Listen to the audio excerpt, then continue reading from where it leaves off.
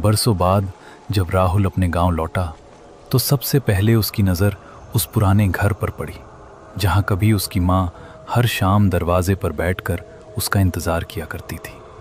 माँ मर चुकी थी, कम से कम सब यही कहते थे। घर के अंदर कदम रखते ही एक जानी पहचानी खुशबू आई, माँ के हाथ के खाने की। राहुल का दिल भर आया। वहम है, उसने खुद से कहा। रात को सोते वक्त अचानक उसे लगा जैसे किसी ने उसके सिर पर हाथ फेरा हो। वही अपनापन, वही गर्माहट। कान के पास धीमी सी आवाज आई, भूखा तो नहीं है ना मेरा बच्चा। राहुल की आंखें खुल गईं। कमरा खाली था, लेकिन तकिए के पास एक प्लेट रखी थी, गरम, बिल्कुल गरम खाना। उस रात वो माँ की याद में फूट फूट कर रोया। अगली रात फिर वही हुआ, और अगली भी। हर रात खाना, हर रात वही आवाज, वही ममता। राहुल को डर लगना चाहिए था, लेकिन उसका दिल भरता जा रहा था। उसे लगने लगा था कि शायद माँ सच में लौट आई है। तीसरी रात राहुल ने हिम्मत जुटाई और कहा, माँ, अगर आप हो तो सामने आ जाओ। कमरे की लाइट झिलमिलाई। हवा अचानक ठंडी हो गई और कमरे के कोने से एक साया उभरा।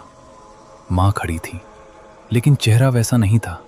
आंखें खाली थीं, जैसे उनमें जान ही ना हो। चेहरा जला हुआ था और गर्दन अजीब तरह से टेढ़ी।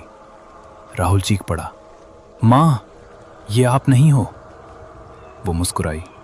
उस मुस्कान में ममता नहीं थी, बस बरसों की तड़प थी। मैं रोज दरवाजे पर बैठी रही, तू नहीं आया, मैं भूखी मरी। राहुल के कदम अपने आप पीछे हटने लगे। तभी माँ की आवाज बदल गई, भारी, डरावनी। अब तू मेरे साथ यही रहेगा। दीवारों से खून टपकने लगा। कमरे का दरवाजा गायब हो गया। राहुल चीखता रहा, रोता रहा, माँ को पुकारता रहा, लेकिन अब वो माँ नहीं थी, वो कुछ और बन चुकी थी। सुबह गांव वालों ने घर में दरवाजा तोड़ा।